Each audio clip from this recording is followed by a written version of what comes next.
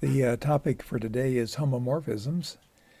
A homomorphism is a function very similar to an isomorphism, as we'll see. The basic idea is that a homomorphism from a group G star to a group H circle times is a function from G to H, just like an isomorphism would be a function from G to H. And the function has to preserve the group operations, just like an isomorphism does.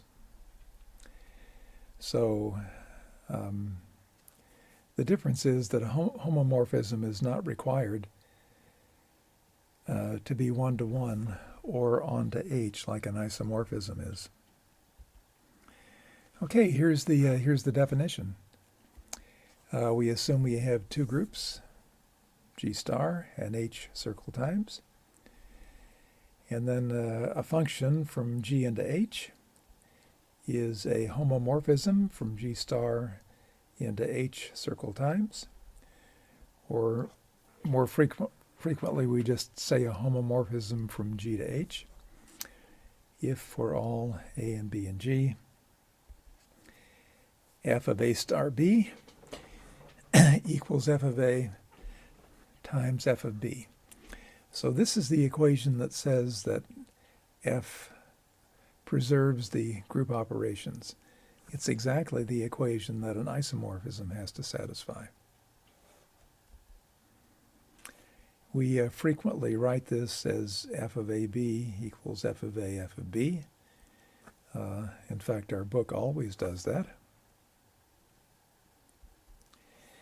But if this happens, you've got to realize that the A times B on the left-hand side means that we're combining A and B using the operation star from G. And on the right-hand side, we're combining f of A and f of B using the operation from H. So at least for this set of slides, we won't be doing this. Okay, and one thing to note is that a homomorphism from G to H does not have to be one-to-one, nor does it have to be on to H, like an isomorphism would have to be. In most of our examples, though, the functions that we look at will be on to the second group H. Okay, a couple of easy facts. First of all, an isomorphism is always a homomorphism, right? An isomorphism fulfills the requirements for being a homomorphism and more, has to be one-to-one and onto. Second easy fact, if you have any two groups, G star and H circle times, there is a homomorphism from the first group to the second. It's the function defined by f of A equals the identity in H. So f is the function that takes every element of the group G and matches it with the identity of the group H. This is a homomorphism, usually called the trivial homomorphism.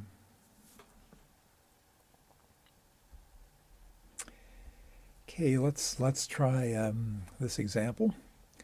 So we're going to define a function from U15 to U5. The formula for defining f is that f of A is A mod 5. So this will take elements of U15 and give you elements of U5.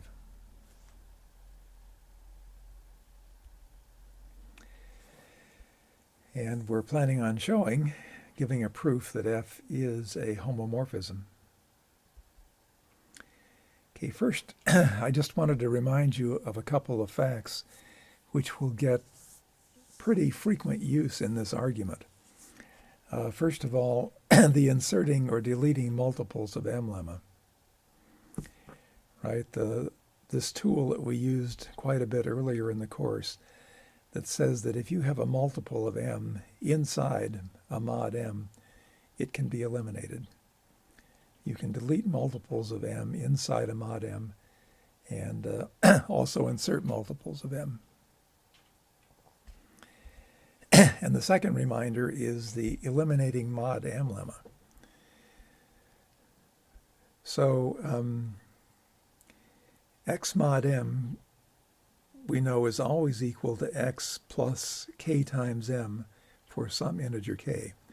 This allows us to eliminate x mod m in expressions involving it.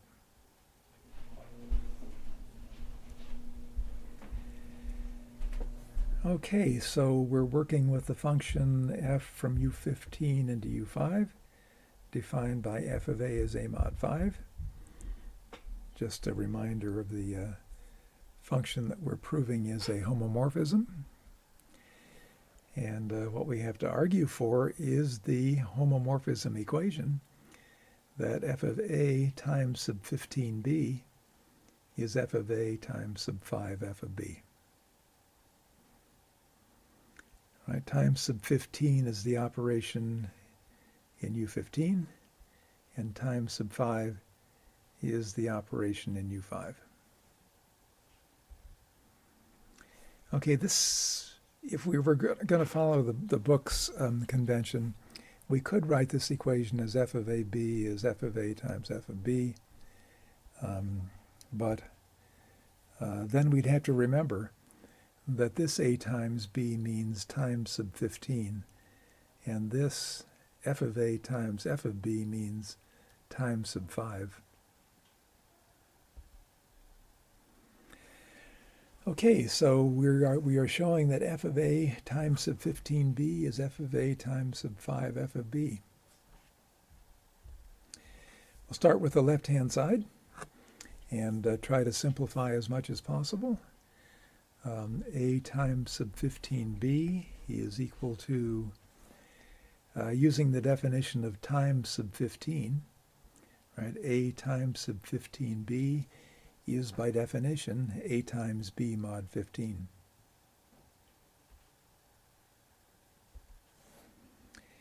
And now we use the eliminating mod m lemma.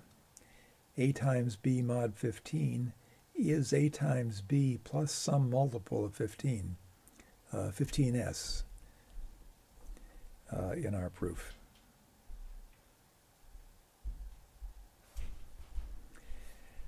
Now the definition of f. F of a number is that number mod 5. So we're using the definition of f. We get a times b plus 15s all mod 5. Okay, just rewrite the 15 times s as 5 times 3s, just to emphasize that this is a multiple of 5. And then by the inserting and deleting multiples of m lemma, we can delete the 5 times 3s. A times b mod 5. This is probably as simple as we're going to get the left-hand side. Okay, here's just a review of where we are. We're showing that the homomorphism equation is true, and we've calculated the left-hand side, and we have gotten a times b mod 5. Now we work on the right-hand side, f of a times sub 5 f of b. Okay, using the definition of times sub 5, when you're multiplying two things times sub 5, you multiply them and then take the answer mod 5. So this will be f of a times f of b, the product mod 5. Using the definition of f of a is a mod 5 according to the definition of f. F of b is b mod 5 according to the definition of f. So we make those two replacements. We now use the eliminating mod m lemma. A mod 5 can be replaced by a plus some multiple of 5. We called the multiple 5s here. B mod 5 can be replaced by b plus some multiple of 5. b plus 5t. We do the multiplication. Now I've done a little bit of algebra here. I've multiplied these two binomials, and then I've collected the terms that have 5 as a factor and factored it out. So a couple of easy algebraic steps are missing here. But the final result will be a times b plus 5 times the quantity at plus sb plus 5st. And now we are again in a position to use the inserting and deleting multiples of m lemma. Here is a multiple of 5 sitting inside a mod 5, so it can be deleted. We end up with a times b mod 5. Our proof is complete. We've now simplified the right-hand side and gotten the same thing as we did when we simplified the left-hand side. Okay, a few easy properties of homomorphisms. These were also properties of isomorphisms, and exactly the same arguments work here. F of the identity in G will always be the identity in H. And F preserves inverses. In other words, if you take an element A of G, then F of A inverse is matched with the inverse of F of A.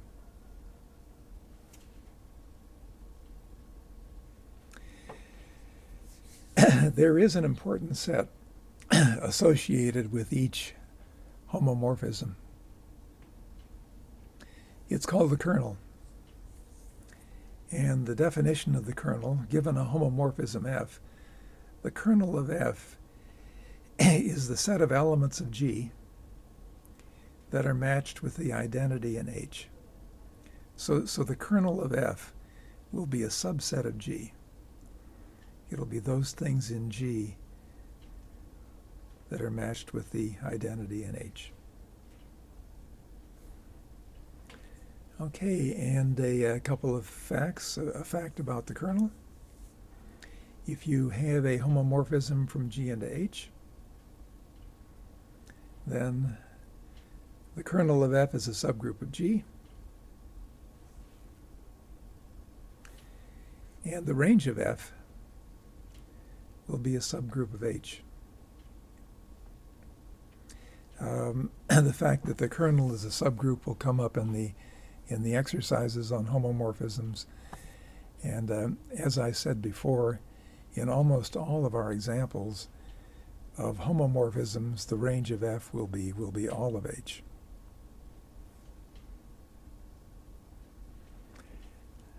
Okay, let's try finding a few kernels given homomorphisms. So here is a homomorphism from Z20 to Z4, defined by f of x equals x mod 4.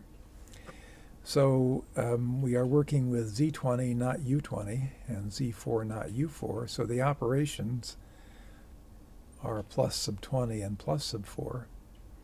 And the identities in both groups are the number 0, right? Because the operation is an addition. Okay, so remember Z20 consists of all the integers from 0 through 19. Z4 consists of all the integers 0 through 3. We want to find the kernel.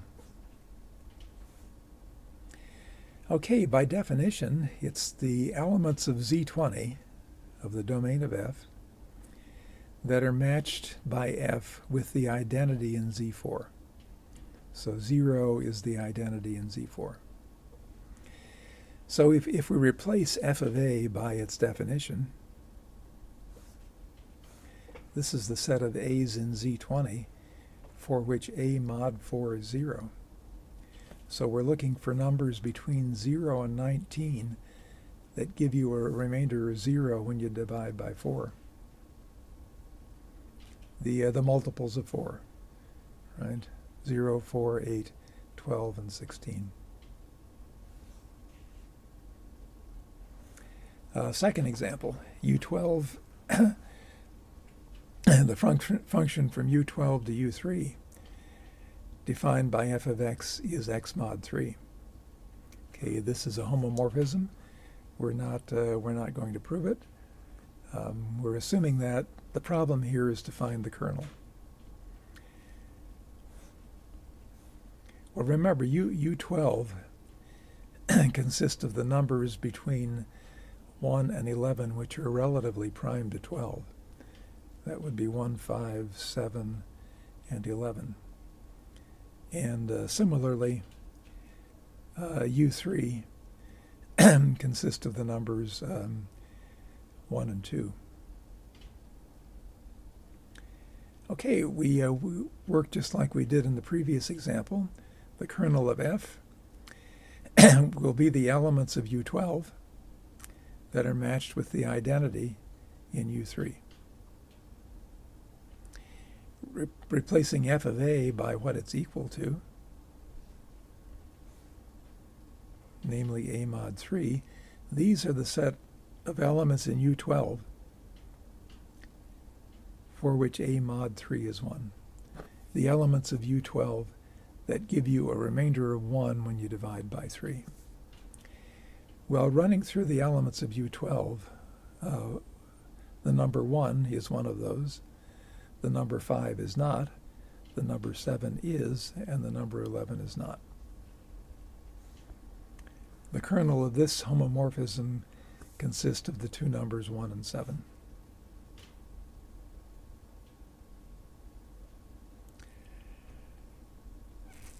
Okay, let's try this third example. So now we're looking at the function f from the integers, the entire set of integers, into Z9, defined by f of x equals x mod 9.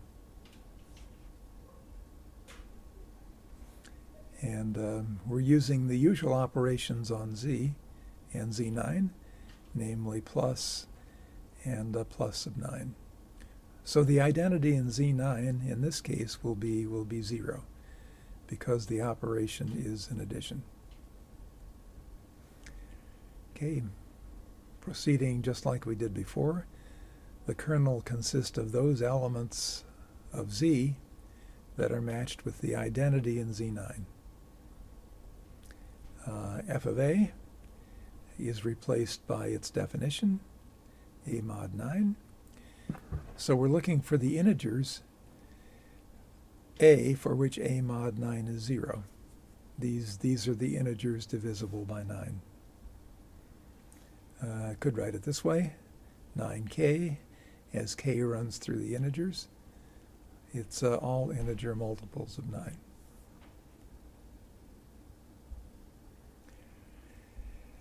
Okay, one final example. Why is this function not a homomorphism? The function from U12 defined by f of x equals x mod 5.